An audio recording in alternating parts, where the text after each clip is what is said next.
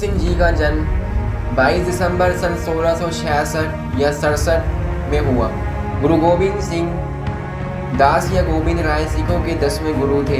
आध्यात्मिक गुरु, योद्धा, कवि और दार्शनिक। जब उनके पिता गुरु तेग बहादुर को औरंगजेब द्वारा शहीद कर दिया गया था, गुरु गोविंद सिंह को औपचारिक रूप से 9 साल की उम्र में सिखों के नेता के रूप में स्थापित किया गया था, जो 10वें और अंतिम मानव सिख गुरु बन गए थे।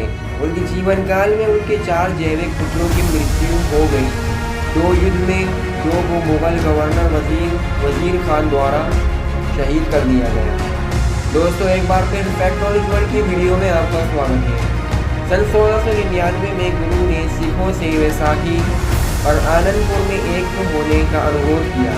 सिख परंपरा के अनुसार उन्होंने एक स्वयंसेवक के लिए कहा, एक आगे आए, जिसे वो एक तंबू के अंदर ले गए। पूरी तलवार के साथ गुरु जी अकेले भीड़ में लौट गए। उन्होंने एक और स्वयंसेवक के लिए कहा और बिना किसी के और खून से लथपथ तलवार से 4 बार तंबू से लौटने की उसी प्रक्रिया को दोहराया। 5वां स्वयंसेवक उनके साथ तंबू में जाने के बाद गुरु सभी 5 स्वयंसेवकों के साथ लौट आए, सभी सुरक्षित। उन्होंने उन्हें पंच प्यारे और सिख परंपरा में पहला खालसा कहा। गुरु गोविंद सिंह जी ने फिर एक लोहे के कटोरे में पानी और चीनी को मिलाया, इसे 2 धारी तलवार से हिलाकर अमृत तैयार किया। इसके बाद उन्होंने पंच प्यारे को अधिग्रंथ के पाठ के साथ प्रशासित किया। इस प्रकार एक खालसा, एक योद्धा समुदाय के खाने का बहुल की स्थापना की। गुरु ने उन्हें एक नया उपनाम सिंह यानी कि शेर भी दिया। पहले 5 खालसा को बपतिस्मा देने के बाद गुरु ने 5 को खालसा के रूप में बपतिस्मा देने के लिए कहा। उन्होंने गुरु को 6ठा खालसा बना दिया और उनका नाम गुरु गोविंद राय से बदलकर गुरु गोविंद सिंह जी कर दिया गया। इस दीक्षा समारोह ने पिछले गुरुओं द्वारा प्रचलित चरण पाहुल अनुष्ठान को बदल दिया, जिसमें एक दीक्षा या तो गुरु या गुरु के मसंद ने अपने दाहिने पैर के अंगूठे को पानी में डुबोया था। गुरु गोविंद सिंह जी ने खालसा की 5 की परंपरा की शुरुआत की। उन्होंने खालसा योद्धाओं के लिए अनुशासन संहिता की भी घोषणा की। तंबाकू, हलाल मांस खाना, वध करने का एक तरीका जिसमें जानवर का गला काट दिया जाता है और उसे वध करने से पहले खून छोड़ दिया जाता है, व्यभिचार और व्यभिचार निषिद्ध था। खालसा उन लोगों के साथ कभी बातचीत नहीं करने के लिए भी सहमत हुए जो प्रतिनिधियों या उनके उत्तराधिकारियों का अनुसरण करते थे। विभिन्न जातियों के पुरुषों और महिलाओं के खालसा के रैंक में सिख दीक्षा ने भी किसी की जाति या लिंग की परवाह किए बिना सिख धर्म में समानता के लिए सिद्धांत को संस्थागत रूप दिया। सिख परंपरा के लिए गुरु गोविंद सिंह जी का महत्व बहुत महत्वपूर्ण रहा है, क्योंकि उन्होंने खालसा को संस्थागत रूप दिया, मुगल साम्राज्य द्वारा चल रहे उत्पीड़न का विरोध किया और धर्म की रक्षा जारी रखी, जिसके द्वारा उनका मतलब सच्चा धर्म था। औरंगजेब के हमले के खिलाफ उन्होंने ऐसे विचार पेश किए जो परोक्ष रूप से मुगल अधिकारियों द्वारा लगाए गए भेदभावपूर्ण करों को चुनौती देते थे। उदाहरण के लिए औरंगजेब ने गैर मुसलमानों पर कर लगाया था जो सिखों से भी वसूले जाते थे। गैर मुसलमानों पर मतदान कर, तीर्थ यात्री कर और भदर कर, अंतिम कर किसी के द्वारा भुगतान किए जाने वाला कर था। किसी प्रियजन की मृत्यु और दाह संस्कार के बाद सिर मुड़वाने का हिंदू अनुष्ठान गुरु गोविंद सिंह ने घोषणा की कि खालसा को इस प्रथा को जारी रखने की आवश्यकता नहीं, क्योंकि भदर धर्म नहीं है बल्कि एक भ्रम है। सिर मुंडाने का मतलब दिल्ली और मुगल साम्राज्य के अन्य हिस्सों में रहने वाले सिखों द्वारा करों का भुगतान नहीं करना भी था। हालांकि नई आचार संहिता ने 18वीं शताब्दी में सिखों के लिए विशेष रूप से नानक पंथी और खालसा के बीच आंतरिक मतभेदों को जन्म दिया। गुरु गोविंद सिंह के मन में खालसा के प्रति गहरा सम्मान था और उन्होंने कहा कि सच्चे गुरु और संगत में कोई अंतर नहीं है। खालसा की स्थापना से पहले सिख आंदोलन ने संस्कृत शब्द शिष्य का इस्तेमाल किया था, लेकिन उसके बाद पसंदीदा शब्द खालसा बन गया। इसके अतिरिक्त खालसा से पहले भारत भर में सिख मंडली में सिख गुरुओं द्वारा नियुक्त मसंदों की एक प्रणाली थी। मसंदों ने स्थानीय सिख समुदाय स्थानीय मंदिरों का नेतृत्व किया और सिखों के लिए धन और दान एकत्र किया। गुरु गोविंद सिंह ने निष्कर्ष निकाला कि मसन प्रणाली भ्रष्ट हो गई थी। उन्होंने उन्हें समाप्त कर दिया और खालसा की मदद से एक अधिक केंद्रीकृत प्रणाली की शुरुआत की, जो उनकी प्रत्यक्ष देखरेख में थी। इन घटनाओं ने सिखों के दो समूहों का निर्माण किया, जिन्होंने खालसा के रूप में पहल की और अन्य जो सिख बने रहे लेकिन दीक्षा नहीं ली। खालसा सिखों ने खुद को एक अलग धार्मिक इकाई के रूप में देखा, जबकि नानकपंथी सिखों ने अपने अलग दृष्टिकोण को बनाया था। गुरु गोविंद सिंह जी द्वारा शुरू की गई खालसा योद्धा समुदाय परंपरा ने सिख धर्म के भीतर बहुलवाद पर आधुनिक विद्वानों की बहस में योगदान दिया है। उनकी परंपरा आधुनिक समय में बनी हुई है। दीक्षित सिख को खालसा सिख कहा जाता है, जबकि जो लोग बपतिस्मा नहीं लेते हैं उन्हें सहजधारी सिख कहा जाता है। गुरु तेग बहादुर गुरु गोविंद सिंह जी के पिता के निष्पादन के बाद की अवधि थी जब औरंगजेब के अधीन मुगल साम्राज्य सिख लोगों का शत्रुतापूर्ण शत्रु था। गोविंद सिंह जी के नेतृत्व में सिखों ने विरोध किया और इस अवधि के दौरान मुस्लिम सिख संघर्ष अपने चरम पर थे। मुगल प्रशासन और औरंगजेब की सेना दोनों की गुरु गोविंद सिंह जी में सक्रिय रुचि थी। औरंगजेब ने गुरु गोविंद सिंह और उनके परिवार को खत्म करने का आदेश जारी किया। गुरु गोविंद सिंह जी एक धर्म युद्ध में विश्वास करते थे, कुछ ऐसा जो अंतिम उपाय के रूप में लड़ा जाता है, ना तो बदला लेने की इच्छा से और ना ही लालच में और ना ही किसी विनाशकारी लक्ष्य के लिए। गुरु गोविंद सिंह के लिए अत्याचार को रोकने, उत्पीड़न को समाप्त करने और अपने स्वयं के धार्मिक मूल्यों की रक्षा के लिए मरने के लिए तैयार रहना चाहिए। उन्होंने इन उद्देश्यों के साथ 14 युद्धों का नेतृत्व किया, लेकिन कभी बंदी नहीं बनाई और न ही किसी की पूजा स्थल को क्षतिग्रस्त किया। गुरु गोविंद सिंह जी ने मुगल साम्राज्य और शिवालिक पहाड़ियों के राजाओं के खिलाफ 13 लड़ाइयाँ लड़ी। भंगारी की लड़ाई सन 1688, जिसमें गोविंद सिंह जी के विचित्र नाटक के अध्याय 8 का उल्लेख है, जब फतेह शाह ने भाड़े के कमांडरों हयात खान और नजबत खान के साथ बिना किसी उद्देश्य के अपनी सेना पर हमला किया। गुरु को कृपाल और दया राम नाम के एक ब्राह्मण की ताकतों से सहायता मिली। दोनों की वे अपने पाठ में नायक के रूप में प्रशंसा करते हैं। गुरु के चचेरे भाई सांगो शाह युद्ध में मारे गए, जो गुरु हरगोबिंद की बेटी के चचेरे भाई थे। नादौन की लड़ाई सन 1691 मियाँ खान और उनके बेटे अलिफ खान की इस्लामी सेनाओं के खिलाफ, जिन्हें गुरु गोविंद सिंह, भीमचंद और हिमालय की तलहटी के अन्य हिंदू राजाओं की सहयोगी सेनाओं ने हराया। गुरु के साथ गठबंधन करने वाले गैर मुसलमानों ने जम्मू में स्थित इस्लामी अधिकारियों को श्रद्धांजलि देने से इनकार कर दिया। सन 1693 में औरंगजेब भारत के दक्षिण क्षेत्र में हिंदू मराठों से लड़ रहा थे और उसने आदेश जारी किया कि गुरु गोविंद सिंह जी और सिखों को बड़ी संख्या में आनंदपुर में इकट्ठा होने से रोका जाना चाहिए। गुलेर की लड़ाई सन 1696 में पहले मुस्लिम कमांडर दिलावर खान के बेटे रुस्तम खान के खिलाफ सतलुज नदी के पास, जहाँ गुरु ने गुलेर के हिंदू राजा के साथ मिलकर मुस्लिम सेना को हरा दिया। कमांडर ने अपने जनरल हुसैन खान को गुरु और गुलेर साम्राज्य की सेनाओं के खिलाफ भेजा। पठानकोट के पास एक युद्ध लड़ा और हुसैन खान संयुक्त बलों द्वारा पराजित और मारे गए। आनंदपुर की लड़ाई सन 1700 में औरंगजेब की मुगल सेना के खिलाफ, जिसने पैना खान और दीना बैग की कमान में 10,000 सैनिक भेजे थे। गुरु गोविंद सिंह और पेड़ा के बीच सीधी लड़ाई में बादवाला मारा गया और उनकी मौत के कारण मुगल सेना युद्ध के मैदान से भाग गई। आनंदपुर की लड़ाई सन 1701 में उत्तरी पंजाब के पहाड़ी राजाओं ने पिछले साल आनंदपुर में हार के बाद फिर से संगठित किया और सिख गुरु गोविंद सिंह जी के खिलाफ अपना अभियान फिर से शुरू किया। लुधियाना के उत्तर पूर्व में आनंदपुर को घेरने के लिए गुर्जर आदिवासियों के साथ सेना में शामिल हो गए। पहले दिन गुर्जर नेता जफ्तुल्ला की हत्या कर दी गई और गुरु के पुत्र अजीत सिंह के नेतृत्व में एक शानदार बचाव के बाद राजाओं को खदेड़ दिया गया।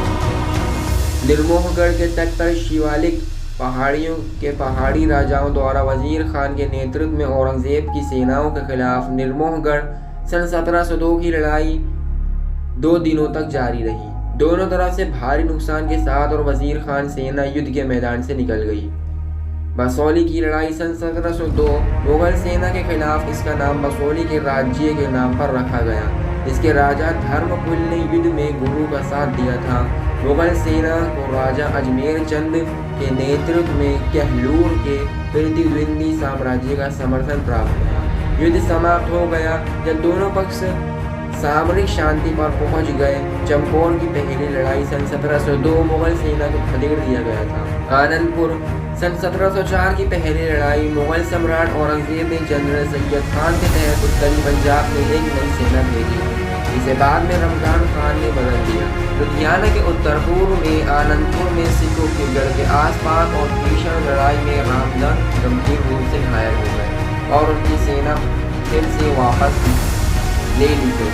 आनंदपुर की दूसरी लड़ाई विद्वानों के अनुसार ये लड़ाई आनंदपुर में सशस्त्र सिखों के प्रसार से शुरू हुई। बढ़ती संख्या आपूर्ति की कमी पैदा कर रही थी, इससे सिखों को आपूर्ति भोजन और चारा के लिए स्थानीय गांवों पर छापा मारा। इसने बदले में स्थानीय पहाड़ी राजाओं को नाटकीय रूप से निराश किया, जिन्होंने गठबंधन बनाया और गुरु गोविंद सिंह जी की विरासत पर हमला किया। मुगल सेनापति को सिख सैनिकों ने गंभीर रूप से घायल कर दिया और सेना पीछे हट गई। औरंगजेब ने मई सन 1704 में सिख प्रतिरोध को नष्ट करने के लिए दो सेनापतियों वजीर खान और जबरदस्त खान के साथ एक बड़ी सेना भेजी। इस लड़ाई में इस्लामी सेना ने जिस दृष्टिकोण को अपनाया वो मई से दिसंबर तक आनंदपुर के खिलाफ एक लंबी घेराबंदी कर रहा था, जिसमें बार बार होने वाली लड़ाई के साथ साथ अंदर और बाहर जाने वाले सभी खाद्य और अन्य आपूर्ति को काट दिया गया था। सन 1704 में आनंदपुर की घेराबंदी के दौरान कुछ सिख पुरुषों ने गुरु को छोड़ दिया और अपने घरों को भाग गए, जहां उनकी महिलाओं ने वही शामिल किया और वे गुरु की सेना में फिर से शामिल हो गए और सन 1705 में उनके साथ लड़ते हुए मारे गए। अंत में गुरु जी, उनके परिवार और अनुयायियों ने औरंगजेब द्वारा आनंदपुर में सुरक्षित मार्ग के एक प्रस्ताव को स्वीकार कर लिया। हालांकि जैसे ही उन्होंने आनंदपुर को दो बेचों में छोड़ा, उन पर हमला किया गया और माता गुजरी और गुरु के बेटों जोरावर सिंह की उम्र 8 साल और फतेह सिंह की उम्र 5 साल के साथ एक जत्थे को मुगल सेना ने बंदी बना लिया। उनके दोनों बच्चों को एक दीवार में जिंदा दफनाकर मार डाला गया। दादी माता गुजरी की भी वही मृत्यु हो गई। जनरल वजीर खान के नेतृत्व में मुगल सेना के खिलाफ सरसा की लड़ाई सन 1704 में मुस्लिम कमांडर ने दिसंबर की शुरुआत में औरंगजेब के गुरु गोविंद सिंह और उनके परिवार को एक सुरक्षित मार्ग के वादे से अवगत कराया था। हालांकि जब गुरु ने प्रस्ताव स्वीकार कर लिया और चले गए, वजीर खान ने बंदी बना लिया, उन्हें शहीद कर दिया और गुरु का पीछा किया। पीछा हटने वाले सैनिकों के साथ में बार बार पीछे से हमले किया गया, जिसमें सिखों को भारी नुकसान हुआ, खासकर सरसा नदी पार करते वक्त। चमकौर की लड़ाई सन 1704 को सिख इतिहास की सबसे महत्वपूर्ण लड़ाइयों में से एक माना जाता है। ये नहर खान के नेतृत्व वाली मुगल सेना के खिलाफ थे। मुस्लिम कमांडर मारे गए, जबकि सिख पक्ष में शेष दो बड़े इस युद्ध में गुरु के पुत्र अजीत सिंह और जुझार सिंह अन्य सिख सैनिकों के साथ मारे गए थे। मुक्तसर की लड़ाई सन 1705 गुरु की सेना पर मुगल सेना द्वारा फिर से हमला किया गया था, जिसे खिदराना की ढाब के शीर्षक क्षेत्र में जनरल वजीर खान द्वारा शिकार किया जा रहा था। मुगलों को फिर से अवरुद्ध कर दिया गया था, लेकिन सिख जीवन के कई नुकसान के साथ विशेष रूप से प्रसिद्ध 40 मुक्ते और ये गुरु गोविंद सिंह के नेतृत्व में आखिरी लड़ाई थी। प्राचीन भारतीय परंपरा के मुक्त शब्द के बाद खिदराना नामक युद्ध की जगह का नाम बदलकर लगभग 100 साल बाद रणजीत सिंह ने मुक्तसर कर दिया, जो उन लोगों के सम्मान में थे जिन्होंने मुक्ति के लिए अपनी जान दे दी। मुगल लेखा मुगल दरबार के मुस्लिम इतिहासकारों ने गुरु गोविंद सिंह जी के साथ साथ उस समय की पूर्व राजनीति के बारे में लिखा, जिसमें वो लिखते थे और ये आधिकारिक फारसी खाते आसानी से उपलब्ध थे और सिख इतिहास में औपनिवेशिक युग की अंग्रेजी भाषा विवरण का आधार थे। धवन के अनुसार गुरु गोविंद सिंह जी का जीवन काल में मुगल दरबार के इतिहासकारों द्वारा रचित फारसी ग्रंथ उनके प्रति शत्रुतापूर्ण थे, लेकिन मुगल परिप्रेक्ष्य को प्रस्तुत करते थे। उनका मानना था कि शाही सेना का विरोध करने के लिए तैयार एक सैन्य आदेश के निर्माण के माध्यम से सिखों की धार्मिक गुरु परंपरा को उनके द्वारा भ्रष्ट कर दिया गया था। धवन लिखते ही कि कुछ फारसी लेखक जिन्होंने गुरु गोविंद सिंह जी की शहादत की दशकों या एक सदी के बाद लिखा था, वह पूरी तरह से मुगलों के दरबारी इतिहास पर भरोसा करने से विकसित हुए, जो गुरु की प्रशंसा करने वाले सिख गुरु विलास पाठ की कहानियों को शामिल करते थे। मुगल खातों से पता चलता है कि मुस्लिम कमांडरों ने सिख पंथ को अलग अलग वफादारी वाले संप्रदायों में विभाजित के रूप में देखा। सिखों और मुगल सेनाओं के बीच हिंसक शत्रुता के परिणाम स्वरूप गुरु गोविंद सिंह जी ने मुसलमानों से खालसा के सामाजिक अलगाव का आदेश दिया। इसकी भावनाओं को समकालीन और मरणोपरांत राहत नामों में दोहराया गया। कुछ हद तक कुछ हिंदू अनुष्ठानों और मान्यताओं के साथ साथ रूढ़िवादी खालसा समुदाय के विरोध में विद्वतापूर्ण सिख गुरु के खिलाफ निषेधाज्ञा भी बनाई गई। सन 1704 में आनंदपुर की दूसरी लड़ाई के बाद गुरु और उनके शेष सैनिक अलग अलग जगहों पर चले गए और दक्षिणी पंजाब के माछीवाड़ा जंगल जैसे स्थानों में छिपे हुए थे। उत्तर पश्चिम और मध्य भारत के कुछ विभिन्न स्थानों में जहां गुरु सन 1705 के बाद रहते थे, उनमें कृपाल दास, मामा मुनके, मेहदियाना चक्कर, तख्तपुरा और मध्य और दीना मालवा पंजाब क्षेत्र के साथ हेहर शामिल थे।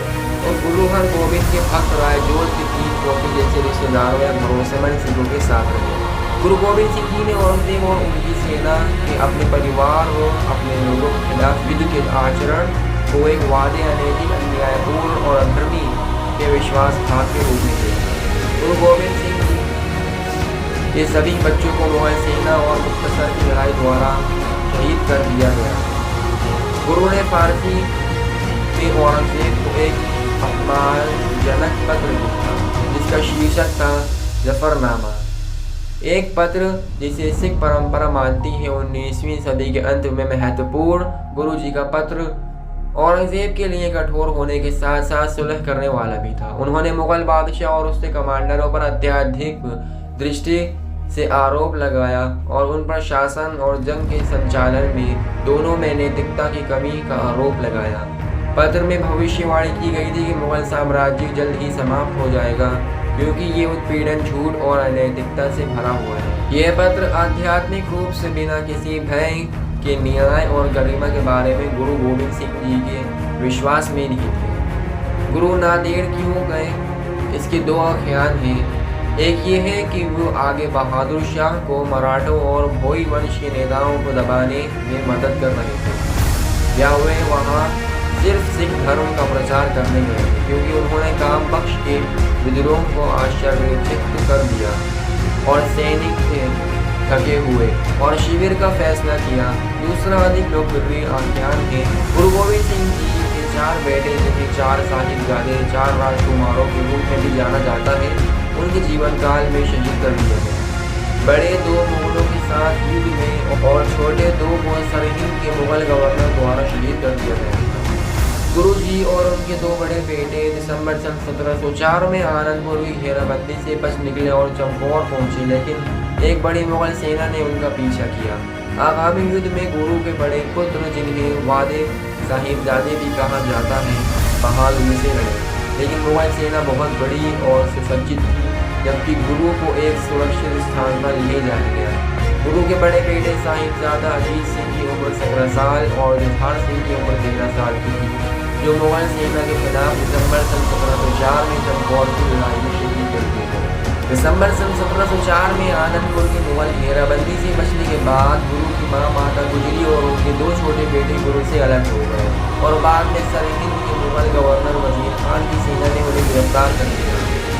छोटी जोड़ी जिसे छोटे साहिबजादे कहा जाता है, अपनी दादी के साथ ठंड के दिनों में एक खुले टावर ठंडा बुर्ज में कैद कर दी गई।